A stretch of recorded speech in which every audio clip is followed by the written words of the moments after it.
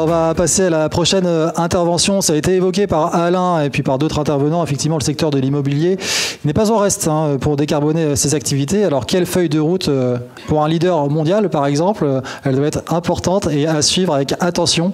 C'est ce qu'on vous propose pour les 10 prochaines minutes avec Cédric Nicard, directeur transformation durable du groupe CBRE, que je vous propose d'accueillir sur scène sous vos applaudissements, s'il vous plaît. Merci beaucoup. Bienvenue. Ça, c'est à vous. Merci. Bonjour à tous. Quelques mots rapidement pour introduire CBRE. Effectivement, Guilhem, tu l'évoquais, nous sommes leader mondial du conseil en immobilier d'entreprise. Donc notre rôle, c'est d'intervenir sur toute la chaîne de valeur immobilière, de la phase de transaction purement financière, donc jusqu'à de l'exploitation technique de bâtiments parfois très complexes, jusqu'à des data centers ou des usines, et en passant par là avec un certain nombre de typologies de clients, qu'on soit d'une société d'investissement jusqu'à des utilisateurs. Donc ce que je vais essayer de faire ici, c'est prendre un rôle d'observateur pour vous parler d'un secteur particulier qui est le secteur de l'immobilier, qui a une responsabilité un peu particulière parce que c'est un secteur qui aime beaucoup.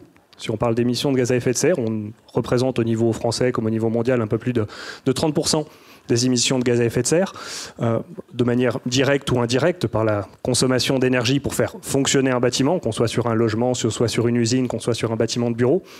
Mais c'est également dans son acte de fabrication, de construction, de transformation. C'est également un bâtiment... et c'est un secteur, l'immobilier, qui a une raison d'être. On parle beaucoup de raison d'être ces dernières années pour les entreprises. L'immobilier en a une, par nature.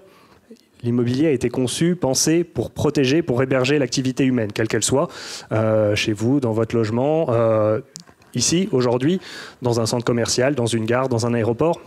L'immobilier, il a une responsabilité donc étendue pour réaliser son objet social premier d'héberger l'activité humaine. Il a forcément des activités et des impacts néfastes, et en premier lieu celui d'émettre des émissions de gaz à effet de serre. Pour rester sur les mêmes ordres de grandeur, en France comme en Europe, le secteur de l'immobilier, c'est aussi 40% de la consommation énergétique. L'autre grand vecteur de consommation énergétique étant le secteur des transports. Et on a aujourd'hui un cycle de vie et une boucle de renouvellement du parc immobilier qui est à peu près d'1% par an. Dit autrement, le parc immobilier existant bâti se renouvelle par de la construction neuve ou de la réhabilitation lourde d'1% par an. Je vous dis ça pourquoi? Parce que en France, on a une force, c'est qu'on est très bon pour cadrer la réglementation de la construction neuve, mais on voit vite qu'avec un rythme d'1% par an, on ne va pas faire tout le job uniquement en traitant la construction neuve. Et si on prend un petit peu de hauteur avec un dernier chiffre clé qui est important d'avoir aussi à l'esprit, au niveau français comme européen, on estime qu'on a à peu près 75% du parc immobilier bâti existant qui est obsolète, d'un point de vue énergétique, environnemental de manière plus large. Donc il y a du boulot. Il y a du boulot, comment on le traite? On le traite notamment par un cadre réglementaire qui est relativement important. Et l'immobilier a ça de particulier, et Alain le rappelait très justement tout à l'heure, que c'est un objet qui est à la fois un objet physique et qu'un objet financier. L'immobilier a donc un cadre réglementaire technique qui va pousser à son amélioration et un cadre réglementaire financier qui va pousser à une plus grande transparence, un plus grand reporting, pour n'en citer que quelques-uns. Vous avez le cadre réglementaire du décret tertiaire notamment, qui va imposer à tous les bâtiments tertiaires de France de plus de 1000 m² de diminuer de 40% leur consommation d'ici 7 ans. Et à côté, si on prend le prisme supérieur, vous avez des réglementations européennes comme la taxonomie ou comme SFDR pour ceux d'entre vous qui les côtoient, qui vont imposer à tous les investisseurs, notamment les investisseurs immobiliers, d'être en capacité de mesurer et de reporter leur impact environnemental, qu'il soit positif ou qu'il soit négatif. Et comme on se le disait en introduction, l'immobilier a cette responsabilité d'accompagner l'ensemble des secteurs économiques en France. Il n'y a pas un seul secteur économique qui n'est pas lié au secteur immobilier. Donc, il doit les accompagner tous pour tendre vers une amélioration globale. En France, tout ça étant bien sûr guidé par la stratégie nationale bas carbone qui nous donne l'objectif de tendre vers la neutralité. Alors on peut débattre pendant des heures de qu'est-ce que la neutralité, mais on a une trajectoire qui nous dit secteur de l'immobilier, d'ici 2050, il faut tendre vers zéro. Et on a des premiers jalons de diminution de 50% de notre impact d'ici 2030. Donc comment on fait Il faut que l'on fasse avec deux grandes contraintes de ce secteur qui vont toucher évidemment les investisseurs immobiliers qui détiennent les murs, quels qu'ils soient, que ce soit à titre de particulier, à titre de fonds d'investissement, et également des utilisateurs qui ont tout le reste de leur activité à faire tourner. Si on fait fonctionner des usines, si on fait tourner des bureaux, on doit gérer une temporalité qui n'est pas facile. L'immobilier, comme son nom l'indique, et comme on le conçoit, c'est un objet de temps long. Mais est-ce qu'on a le temps ? Est-ce qu'on a le temps pour agir ? Pas forcément. Donc on doit gérer à la fois le déploiement d'actions rapides sur un objet physique et financier qui résonne par temps long. Premier challenge, pas évident. Et on a un deuxième point de vigilance, qui est un schéma d'acteur complexe. Schéma d'acteur complexe, parce qu'il est rare aujourd'hui dans nos activités que le propriétaire et l'utilisateur du bâtiment soient la même personne. Des acteurs qui ont forcément des enjeux financiers, opérationnels différents. Une entreprise utilisatrice, ce n'est pas son métier de gérer l'immobilier. Par contre, l'investisseur immobilier, c'est son métier de gérer l'immobilier, mais ce n'est pas son métier de comprendre ce qui se passe à l'intérieur et de faire tourner les bureaux, les usines au quotidien. Et entre les deux, vous avez des exploitants techniques, vous avez des exploitants administratifs, vous avez des parties prenantes externes qui tournent autour de ça et qui vont du coup chacun avoir leurs objectifs, leurs temporalités différentes. Comment on fait pour autant pour agir là-dessus? Et on le voit, et c'est notre responsabilité nous auprès de nos clients. Eh ben, on essaie d'agir sur tous les leviers, si petits soient-ils. On essaie évidemment de prioriser les plus impactants en termes de performance énergétique. On essaie également, on dit souvent dans notre jargon immobilier que les bâtiments, ils sont chacun leur propre prototype. Chaque bâtiment a ses caractéristiques techniques, il a ses caractéristiques d'occupation, il a sa temporalité.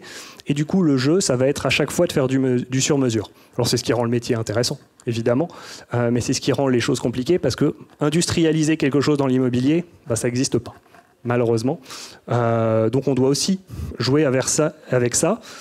Et pour ça, on a quand même une chance, c'est que c'est un secteur qui a une longue temporalité, mais qui est très timé, avec des créneaux de tir liés notamment aux transactions financières. Les bâtiments sont des objets qui se vendent, c'est des bâtiments qui se louent. Et à ces moments-là, des temps courts sur lesquels on peut agir de manière extrêmement concrète. Quand un acheteur va étudier à l'acquisition un bâtiment de bureau, c'est le moment qu'il a pour identifier ses plans d'investissement à 2-3 ans, négocier avec le vendeur, même chose, on se met du côté du locataire qui va chercher à louer un nouveau bâtiment pour implanter son siège social. Il a un créneau de négociation hyper intéressant pour créer un cadre de collaboration avec son futur bailleur. Donc ces créneaux de tir, qui sont finalement des phases extrêmement courtes, sont aussi des très très bonnes opportunités de traiter des sujets autres que quel est le loyer, quel est le prix d'acquisition, qui sont évidemment importants, mais qui permettent de traiter d'autres choses de manière purement pragmatique.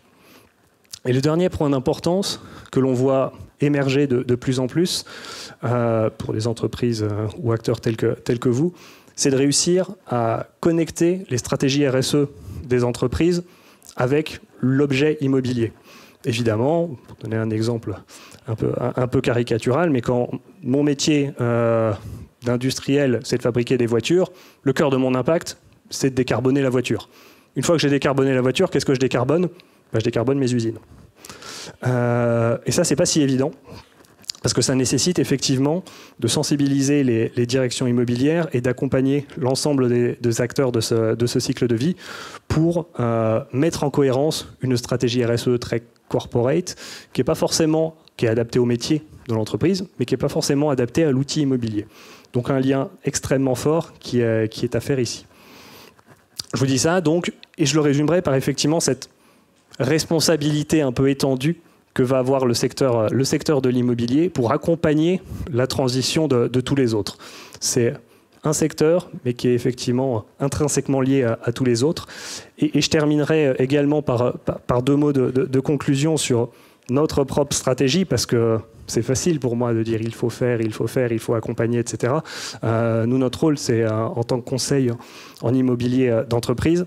Je fabrique pas grand-chose, je vends du conseil, mais mon rôle, c'est quand même d'être exemplaire. Donc, nous sommes engagés également de notre côté à être exemplaires sur nos propres bâtiments et sur les bâtiments que nous exploitons pour le compte de nos clients, à les décarboner et à s'engager sur une trajectoire net zéro d'ici 2040 pour être capable de les décarboner. Et c'est les acteurs, une stratégie qu'on a fait valider également par le SBTi, pour être capable d'expérimenter aussi nous-mêmes et contractuellement auprès de nos clients ce qu'on va préconiser de leur côté.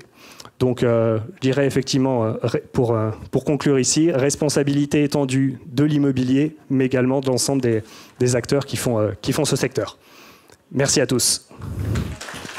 Merci beaucoup.